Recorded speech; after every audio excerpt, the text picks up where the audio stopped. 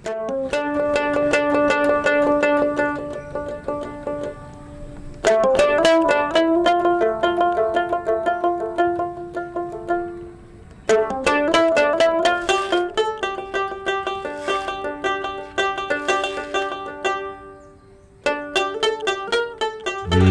desa Lioto ini sudah cukup lama.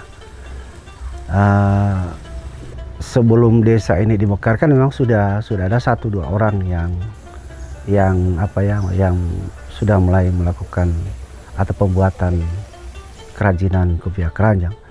Tetapi akhir-akhir ini mungkin 5 tahun terakhir ini yang sudah secara merata di masyarakat itu mereka membuat kopiah keranjang. Yang membuat masyarakat itu lebih banyak yang jadi pengrajin kopiah keranjang itu terkait dengan bahannya, karena desa Lioto masih agak dekat dengan hutan. Kebetulan bahan bakunya itu tidak ada di perkampungan tapi di hutan. Jadi karena masih dekat dengan hutan, jadi masih banyak bahan bakunya.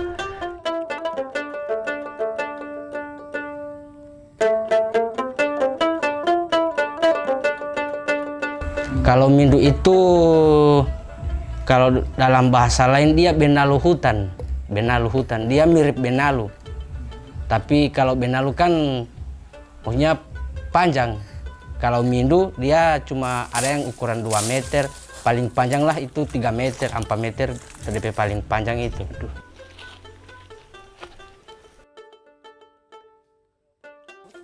Tidak boleh, nanti 5 bulan begitu boleh mau pika mari. Kalau masih 1 bulan 2 bulan, ada yang boleh mau ambil.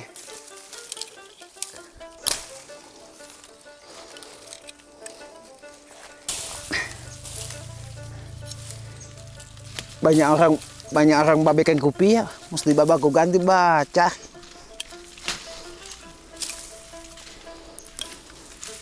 Ini mau jalan 6 bulan ini. Per tadi ini bapi kamar di sini. Baca dulu di tempat lain.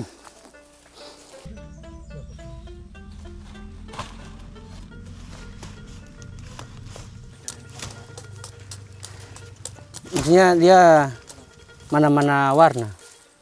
Ada yang hitam, yang mau ambil. Itu kan sesuai Mindu tuh.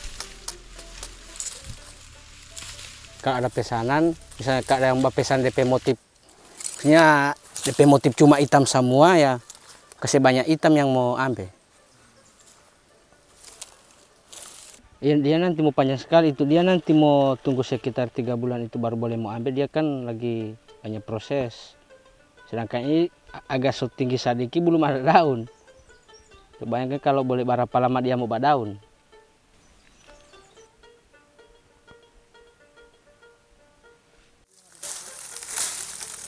Orang kalau misalnya mau cari dari pagi sampai sekitar jam-jam 3, mungkin ratusan pohon Mindu yang terang mau dapat.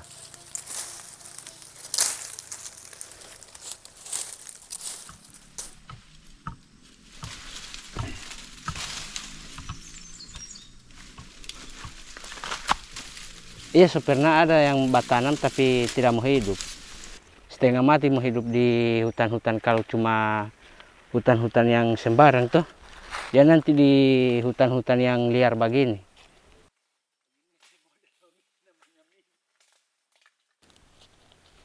Biasa kalau orang jual-jual yang masih utuh begitu, ya kalau 50 ujung 20.000.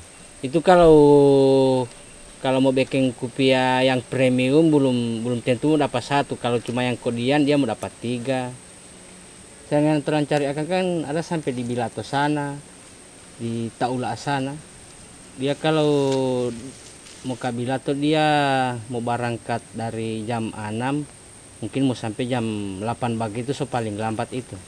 Itu pun baru mau sampai di tempat parkiran motor, belum di tempat-tempat yang mau cari akan Mindu. Itu kalau misalnya mau cari hutan cari Mindu di hutan, kadang mau baku dapat yang ular, belum ular yang pai-pai. Kalau usah ular yang pai-pai so, aduh bahaya sekali itu kalau usah ular pai-pai. Tapi mau lari ular pai ini. Ada yang cuma ular-ular kalapa begitu atau yang ada yang so basar-basar. DP basar itu paling basar rupa betis.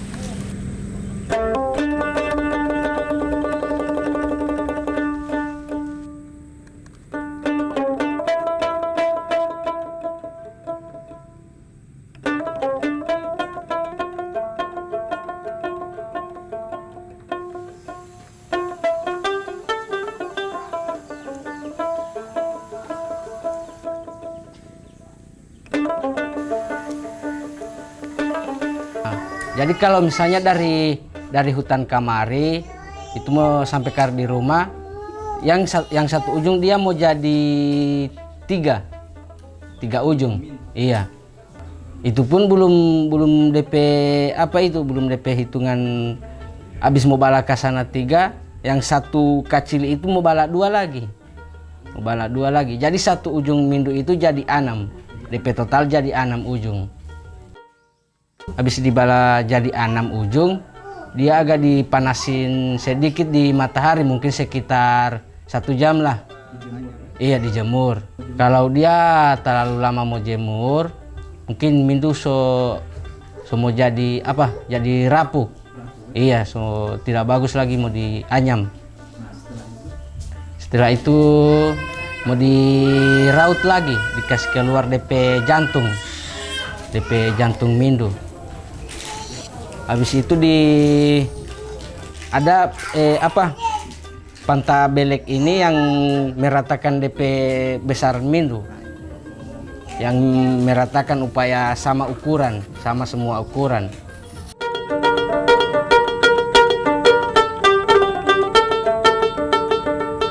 Habis itu lagi, habis mau diratakan dengan panta belek ini, dia mau diraut halus.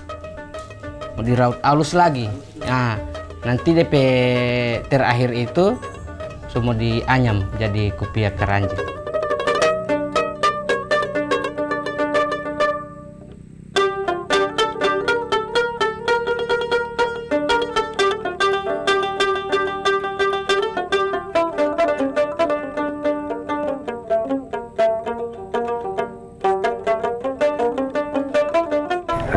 Yang lebih dominan dalam hal pembuatan kopiah keranji itu ibu-ibu. Kemudian yang bapak-bapak ini mayoritas itu mereka adalah petani. Di waktu-waktu senggang itu mereka mungkin setelah dari kebun sore atau malam, mereka manfaatkan waktu untuk membuat kopiah keranji.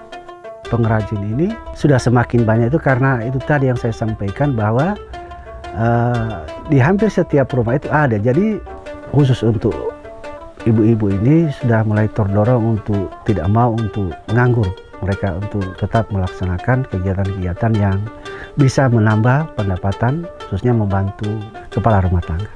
Misalnya untuk biaya anak-anak ke sekolah, bahkan ada untuk membayar kontrak bentor atau ojek anak-anak mereka ke sekolah sudah bisa.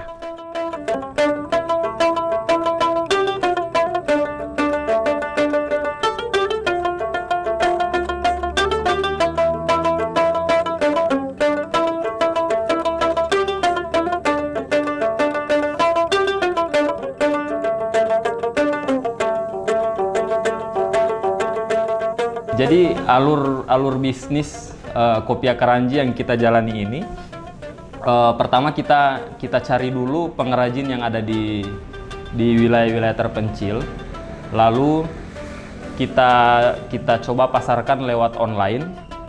Saya ingat betul di tahun 2017 itu, kan lagi booming yang namanya Facebook Ads. Nah itu kita promosikan di wilayah Jawa Timur kalau tidak salah waktu itu dengan budget hanya 500.000. Lalu kita dapat order pertama 100 pieces tapi dengan spek tertentu. Jadi kalau di Gorontalo itu kan ukuran kopiah keranji itu kan standarnya yang pendek. Tapi di Pulau Jawa itu orang-orang Jawa itu maunya kopiah yang ukurannya agak lebih tinggi dari standar orang Gorontalo. Jadi kita hanya menyesuaikan spek permintaan bagaimana, itu yang kita sesuaikan ke pengrajin. Kami itu pernah dapat order dari Afrika yang tingginya sampai 20 cm.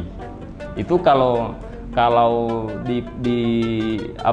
kita menyesuaikan dengan pasar Gorontalo itu kan tentu tidak akan ada pembeli. Tapi ternyata upia karanji dengan tinggi 20 cm ada pasarnya di Afrika.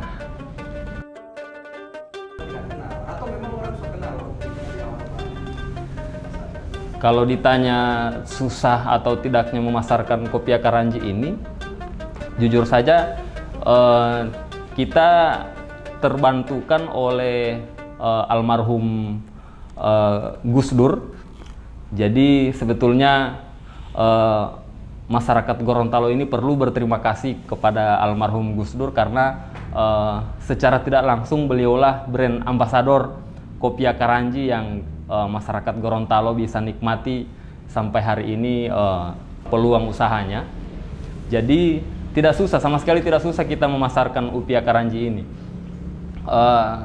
Makanya di awal kita ngiklan di Facebook Ads itu kita iklankan di Jawa Timur karena kita tahu bersama di wilayah Jawa Timur warga NU di sana banyak.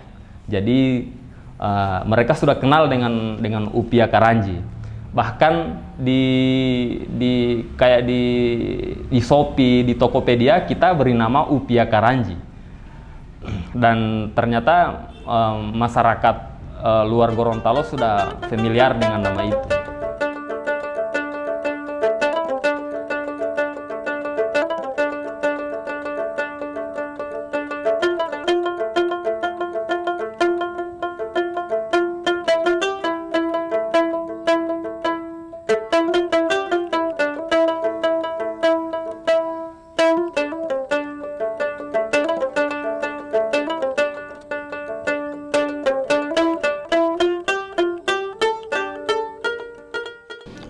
Upia karanji itu sekarang menjadi salah satu warisan tak benda yang ditetapkan oleh Kementerian Pendidikan dan Kebudayaan, Riset dan Teknologi tahun 2019 bersama dengan warisan lainnya yang ada di Gorontalo. Jadi ini menjadi salah satu ikon penting Gorontalo. Kenapa? Karena tidak ada di daerah lain. Dia menjadi ikon juga salah satu karena dipopulerkan oleh Gus Dur pada saat menjadi Presiden Indonesia. Lalu kemudian Pak Jokowi datang ke Gorontalo, sempat gunakan itu dan viral di media sosial. Lalu ada beberapa tokoh nasional seperti Sandiaga Uno juga ikut gunakan. Memang penyebarannya sekarang di seluruh Indonesia sudah banyak kita lihat ya di daerah-daerah, terutama mulai banyak dijual di toko online sehingga orang bisa membeli. Variasinya pun saya kira sangat beragam, bisa dilihat dari tingkat kepadatan anyaman. Jadi semakin padat anyaman, semakin bagus kualitasnya, semakin mahal. Bahkan di beberapa upia karanji itu ditulis nama-nama, baik nama orang, nama lembaga, yang itu menjadi salah satu pembeda antara upia karanji satu dan lain-lain. Tentu ini sangat penting untuk kita dorong, kita tumbuhkan agar bisa mengangkat derajat ekonomi masyarakat lokal, terutama yang di kampung-kampung yang menjadi pusat-pusat kerajinan upia karanji ini. Terutama ini menjadi program dari kementerian, terutama Kementerian Pariwisata dan Ekonomi Kreatif, untuk bisa melirik ini menjadi salah satu ikon ekonomi kreatif Indonesia yang perlu disupport. Memang sekarang pengrajinnya ini lebih banyak di usia-usia di atas 40-an, 50-an. Orang-orang muda, misalnya milenial, itu tidak meminati itu. Mungkin karena dianggap ini bukan salah satu faktor penting dalam mendukung ekonomi.